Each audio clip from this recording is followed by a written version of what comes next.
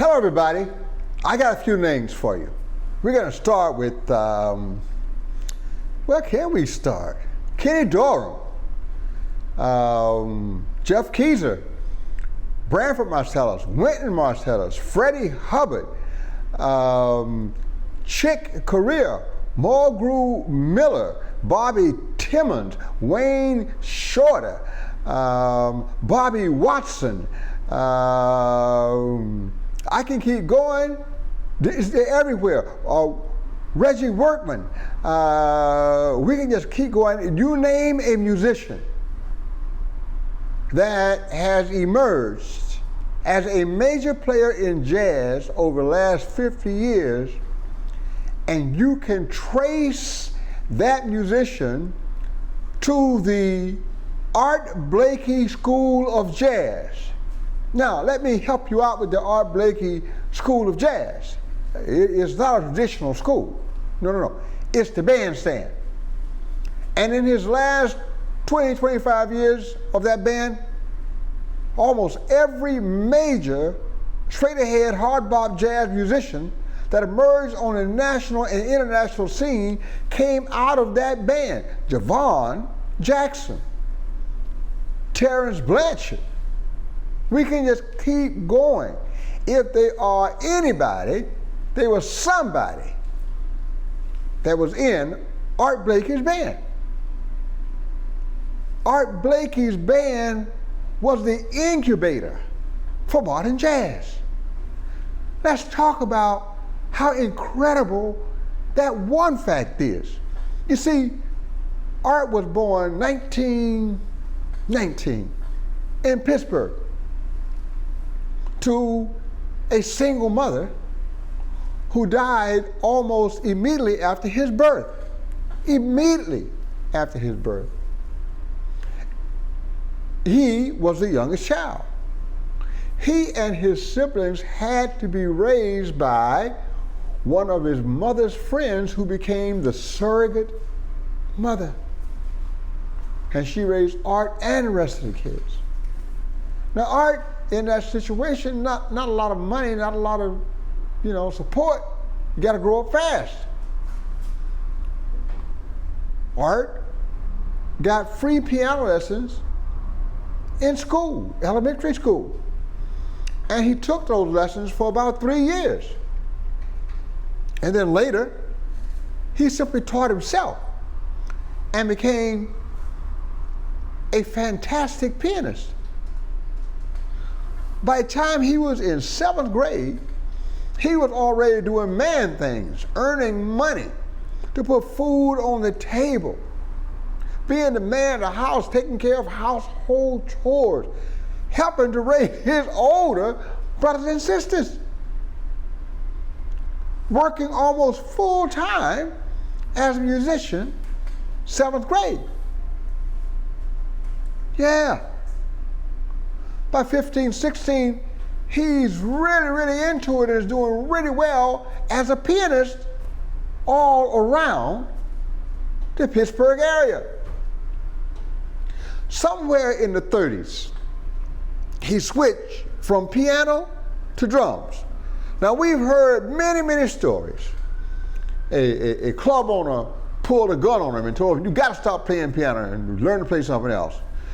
And there's a story where a very young Errol Garner came in and sat down and played, and after Errol finished playing, the club owner looked at Art and said, hey man, have you figured out what you're gonna play next week?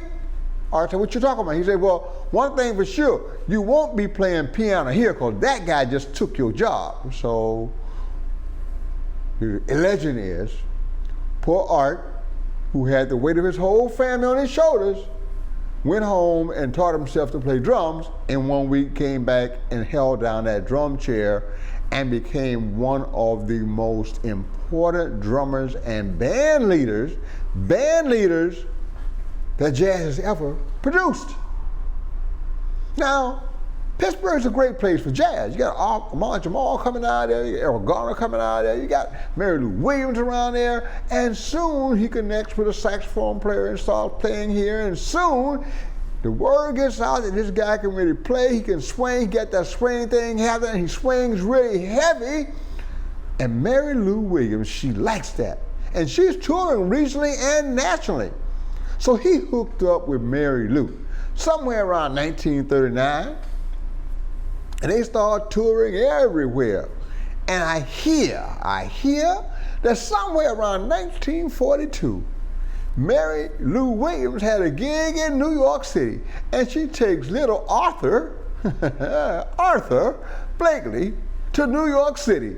And there he is. Oh man, New York City, the big buildings and everything, and it's 42, and you know, the music is beginning to change. There's still a lot of swing, but that bebop thing is starting to start, and he's like, oh yeah. So while he was there, he made a few connections. 1 year later, he is working with Fletcher Henderson himself in the Fletcher Henderson Orchestra, driving that big band, yeah. And when Fletcher's gig ended, he goes into Billy Eckstine's band, which was the most exciting big band because they were not just playing the swing of the day. They were also putting some elements of bebop in there, you see, because Billy Eckstine had a really unusual big band. Very unusual. Dizzy was in there, Miles was in there, Bird was in there. Don Baez, I think, was in there. Yeah. Sarah Vaughan was a singer. So the future of bebop was actually in the big band of Billy Eckstine. And there is Art Blakey again, man, cooking with all these cats. Yeah. So during this same time, he's playing with Billy Eckstine somewhere from 44, 45 to like 47, 48. He's also going down to Minton's and sitting in with the cats on the bebop. I mean, he's also doing gigs with Bird and Miles and Dizzy and Monk. Yeah. Let me tell you how important he was to bebop. Monk's first recording has a drummer named Art Blakey. Monk's very last recording, made in London in 1971, has a drummer named Art Blakey. And there's several in between that Art's on. People said that the most compatible drummer Monk ever had was Art Blakey. Why didn't it work? Well, Art had some things to do. Because after all, this kid came up hard. He always had to make it work for himself and his family. So he was always looking for opportunities. In 47, after leaving Eckstine band, there were not a lot of opportunities. The swing thing was starting to die. The bebop thing was coming up. Art didn't feel he could make a whole lot of money. He decided he would take a break. And he went to Africa. That's right. It was supposed to be a 2-week, 3-week trip.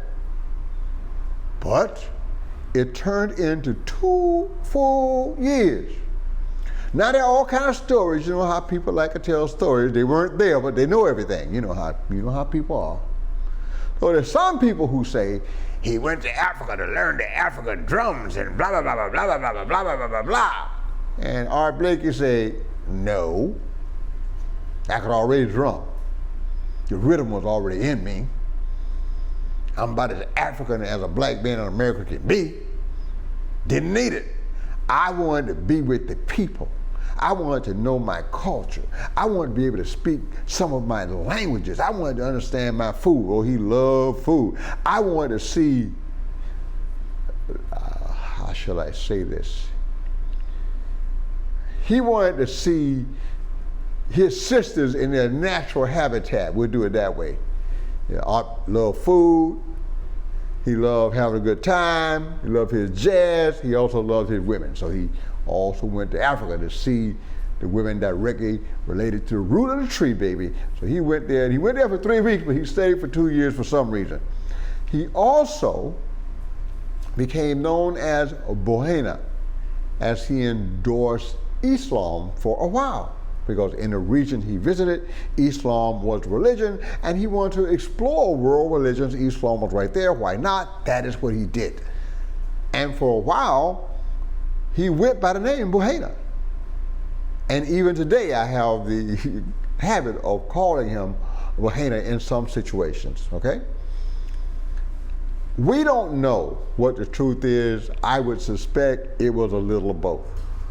Because his use of polyrhythms and toms and all that, it's so distinctive and so unusual for that time, and so much like the African culture. It's kind of maybe just rubbed off with osmosis, but I get the feeling at some point he had to have sit down in a drum circle with African drummers and picked up a couple of things as he was watching the young ladies go by. I think that's what's going on. Anyway, somewhere about 1950, he comes back and he gets a chance to make a recording. And his first recording under his own name is called Art Blakey's Messages. And don't know how he got the name, where it came from, nothing. That's what it is. He went and did other projects.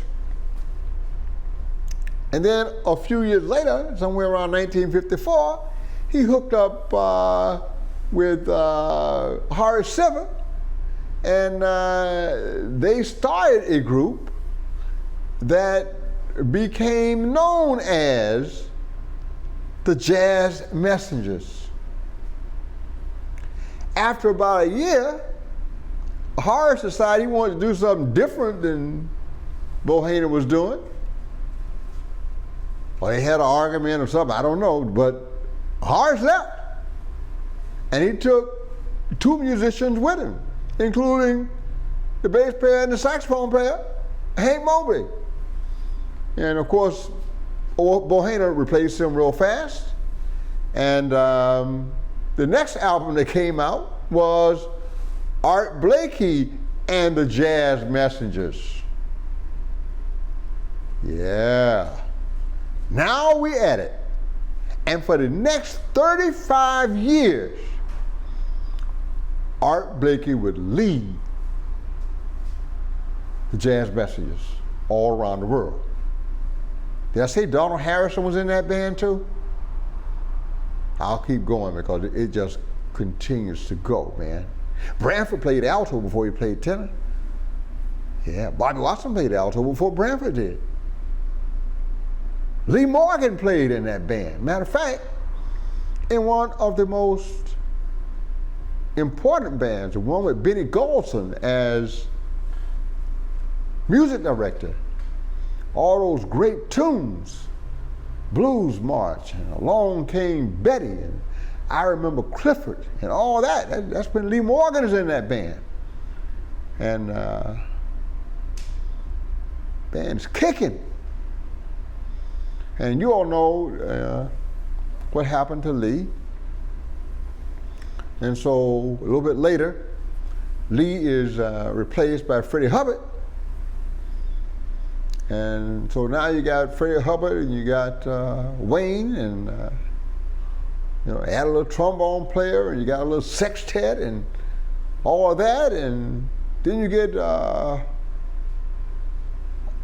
great live albums, and you get Moaning, and you get all this stuff, Bobby Timmons' great tune, just one after another, after another, after another. And when these musicians would mature and become independent, they all did. Wayne had to leave and go do his thing. Freddie had to leave and go do his thing. Bohena always kept the ear out for the young cats that were around. And as soon as one cat left, another up-and-coming cat would be brought onto the stage. Wynton was barely 21 years old when he became not just a member, but the music director for Art Blakey's Jazz Messengers. So Art would take them young, nurture them, teach them everything about the music, and as Javon Jackson said, he would teach you how to be a man, how to stand up for yourself. He had this habit and people got wise to. He claimed he couldn't hear very well. And it was funny, when he wanted to tell you something, he heard pretty good. But say if you approached him because you felt you deserved a raise or something, he would be like, oh, what you say? I couldn't quite hear you. So he had that selective hearing. He would use it as selective hearing. Eventually you get through to him, but he'd have to put you through the ringer first. You know, that was just the way he did things. This is perhaps, I'm not gonna say perhaps, Art Blakey is the greatest band leader of small combos that jazz has ever produced, period. Miles did his thing. There's no doubt that Miles broadcast in and out. He did a whole lot with musical styles and this and that and whatever.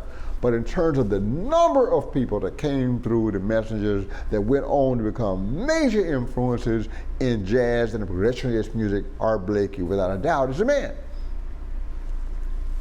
4 Grammy Awards, including a Lifetime Achievement Award, a Downbeat Outstanding